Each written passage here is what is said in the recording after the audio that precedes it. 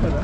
Alors, vous êtes ici pourquoi? Pour usurpation d'identité, vous m'avez dit. Voilà, je suis là pour manifester, bien sûr, parce que j'ai déjà dit plusieurs fois qu'on avait usurpé mon identité. Moi, je suis d'un Grand de Bernard, je suis le propriétaire du château de Scopon. Et en fait, je me suis rendu compte que c'était une coopérative qui se retrouvait propriétaire du château sur l'enquête. Et ça, c'est des choses tout simplement que je ne peux pas admettre.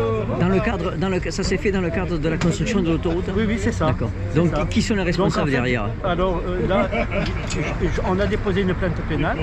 Je ne peux pas en dire plus pour l'instant. Oui. Hein, donc c'est mon avocat qui a tout lancé. Et maintenant, on va demander à la justice de faire son travail pour aller interroger toutes les personnes qui sont à la base de ça. Mais dans tous les cas, il y a une chose qui est certaine, c'est que on a usurpé mon identité. Voilà, on a pris ma feuille d'impôt, on a pris mon code d'impôt, on a changé le nom du château, on a appelé le château du Pastelier. Donc il y a un trafic de documents aussi. Et puis voilà, donc c'est pour ça qu'au niveau de l'ABF, lorsque Christine Arrighi, la députée qui a été à la base de la création de la commission parlementaire, lorsqu'elle a voulu interroger l'architecte des bâtiments de France, oui, il y a eu une opposition ferme du président de la commission qui ne voulait absolument pas qu'il soit interrogé. C'est le seul d'ailleurs qui n'a pas été auditionné. Voilà, c'est triste, hein, c'est triste.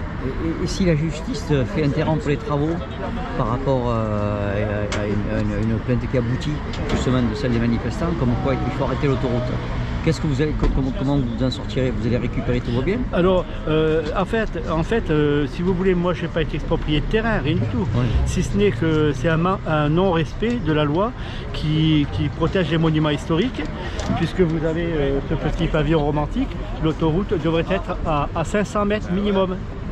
Or, elle est à 180 mètres. C'est ce que vous expliquez, oui, sur les réseaux sociaux. C'est ça. Et le problème, le fait qu'elle soit à 180 mètres, ils ont explosé la nappe phréatique. Donc on a une zone humide, on a une station, je dirais la plus grande station du département du Tarn, il y a 1500 pieds de jacinthe de Rome. Et les jacinthes de Rome, ben, ça pousse dans une zone humide. Une zone humide, c'est pas qu'une zone où il y a à peine un peu d'humidité, c'est vous avez les pieds carrément dans l'eau. Donc toute la station est menacée et tous les arbres qui sont multicentenaires, qui sont dans cet écrin de verdure qui est autour des monuments, et ben c'est pareil, ils vont tous mourir de dépression. Et puis voilà, on va perdre du patrimoine. On va perdre du patrimoine, parce que ça c'est quand même pour nos générations futures. Voilà. Ça a traversé des siècles comme ça sans être agressé. Et puis là, d'une façon à la hussarde et violente, comme ça, on est venu, voilà. Alors que j'ai rien demandé, hein. J'ai pas demandé qu'on vienne m'embêter. Voilà. Bon, je vous remercie. Avec plaisir.